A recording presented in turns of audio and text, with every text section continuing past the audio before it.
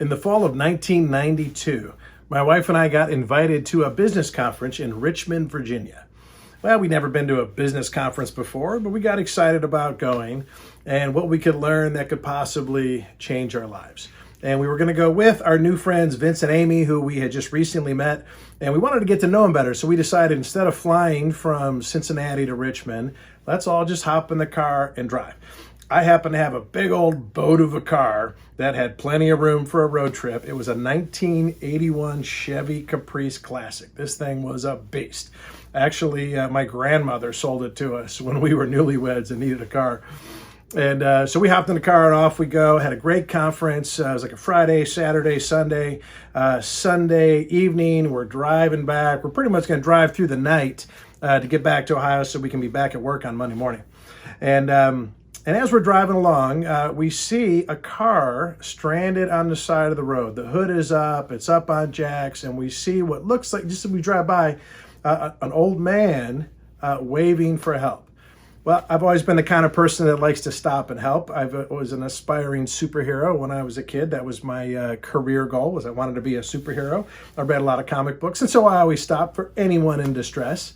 And so we pull over. But it's dark out, and as we pull over, I look and I can see in the lights that this guy's running toward our car. Oh boy, what's this all about?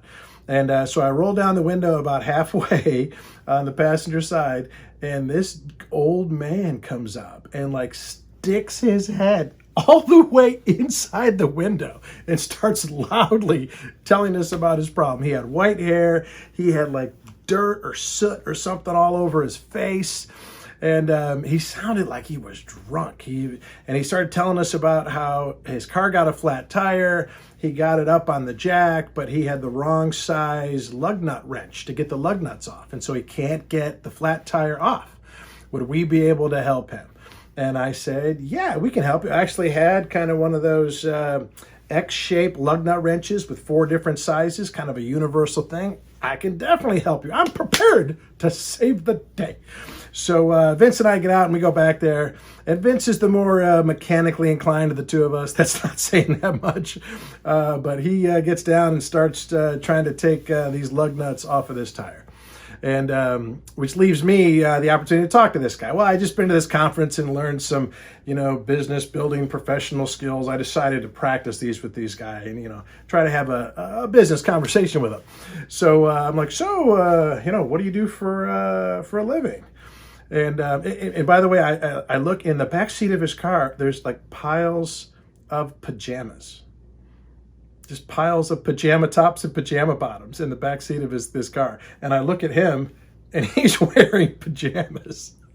Now, this is 1992. This is long before wearing pajamas around became a hip-hop fashion statement or a common thing that you would wear to Walmart any time of the day or night, wearing your pajamas. It was unusual to see someone wearing pajamas out driving their car in 1992. But I asked this guy, so what do you do? And he proceeds to start telling me his adventurous story, right? Like, I love meeting strangers. I had no idea how strange this particular stranger was going to turn out to be. First thing he tells us is that he owns a chain of coal mines. And I'm like, oh, I didn't know coal mines were into franchising. I didn't know that's how it worked. Oh yeah, I own all these coal mines. I'm like, well, okay, that's an interesting line of work. And about this time, by the way, Vince starts coughing. He's trying to change the tire. And what he realized is this guy had left the engine on. And so the exhaust pipe is right there, blown into Vince's face. This explains why this guy is acting so weird, I think, is he's got a little carbon dioxide poisoning from the exhaust trying to change that tire. So Vince is like, can you turn your car off? Sorry. So he turns the car off. Vince gets back to taking the wheel off. And he goes, yeah, I'm taking a break right now from the coal mining business. And I'm actually kind of an amateur inventor and pharmacist. And I'm like, oh, really? I've never heard of that. And he goes, yeah, I've actually invented the cure for AIDS. And I said, wow, I haven't heard about that in the news. And he goes, well, you probably won't because, the FDA and the big drug companies, they don't want a cure for AIDS. They're fighting against me and they don't want that to come out. And I'm like, oh, okay. And he goes, so that's not really going great. And so I also work in sales. And I'm like, oh, okay. And I was afraid to ask him what he sells, right? Because if he says he sells pajamas, I'm going to lose it. So I start getting the giggles because this conversation is so bizarre. So finally, Vince gets the old flat tire off, gets the new tire put on, tightens up all the lug nuts. I'm just standing there adding no value except for talking to this old dude. Vince does all the work, but then he's like, hey, help me, carry this tire, because it was a, big old flat tire. We were still wearing like dress clothes, didn't want to get too dirty. And so we pick up the tire, we take it around to the back of the car, and the old man standing who's got the flashlight, and he goes, watch out for Jesus. It's a phrase I've never heard before. And he shines his flashlight into the trunk, and laying in the trunk is this like 5-foot long concrete statue of Jesus. And he's got his hands out. And he's looking very holy. And we're holding this tire and we're looking at it. And I go, why is Jesus in your trunk? And he goes, why, that's what I sell. I sell statues of Jesus. He goes, that's the all-weather model. Opposed to what other kind of model, I don't know. But at that point, we lost it. Me and Vince started laughing. We're like, this situation is so bizarre. How do we find ourselves in these bizarre situations? We put the tire in the trunk with Jesus, and we say our goodbyes, and we go running back up to our car. Now, by this time, we've been out there for like probably 45 minutes. Our wives have fallen asleep in the car waiting for us. So all of a sudden, we open the doors, we jump in, we slam it, we start laughing uncontrollably. We're losing it. We scare the crap out of our wives. Oh my God, what's going on? And we're trying to explain to them. We're like, that old man, he owns coal mines. He cured AIDS, and Jesus was in his trunk. That man's got Jesus in his trunk. And we were laughing, and we started rolling on back down the road. And for hours, we just talked about and laughed about what a wild experience, and how glad we were that we pulled over, and how awesome it was that we had this experience, that we'll be able to tell this story forever.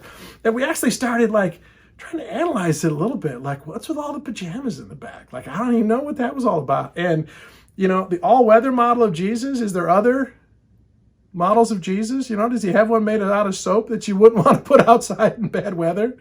And then we decided, you know what? He could use Jesus to solve that problem. He could market like a road flare, put a couple flares in Jesus' hand and put them out there when your car breaks down. Wouldn't you stop for that if you're driving and Jesus is waving you down? And we just laughed and laughed and laughed for hours. And you know what? We're still laughing about that. It's been almost 30 years. And Vince and I and Kathy and Amy were best friends. We've been involved in each other's lives ever since. But the very start of our friendship was built in the crucible of concrete Jesus and taking our eyes off ourselves to try to help somebody else. And that's the moral of this story. Whenever you get a chance, take your eyes off yourself and go try to help somebody else. If you're having a down day, if you're in a bad mood, the best way to fix that is go serve someone else. Go help someone else. There's always someone who's worse off than you are. And when you take your eyes off yourself and go help them, it's such an amazing thing. And as I think about it, most of the amazing experiences I've ever had in my life are when I went the extra mile to help somebody else out. There's never been a traffic jam on the extra mile. And if you're willing to do the extra mile with a good attitude in the service of others, you are going to have an epic life, and you're going to have so many stories about the amazing things. I have people that tell me, well, how come crazy things never happen to me like that? I said, because you just sit at home and watch TV and complain about other people on social media. If you would actually get out and go try to accomplish something and set some goals and chase your dreams and go serve others, you're going to meet some amazing people. You're going to have some wild stories. And someday you'll be making videos like this, trying to inspire other people to live their very best, most epic lives.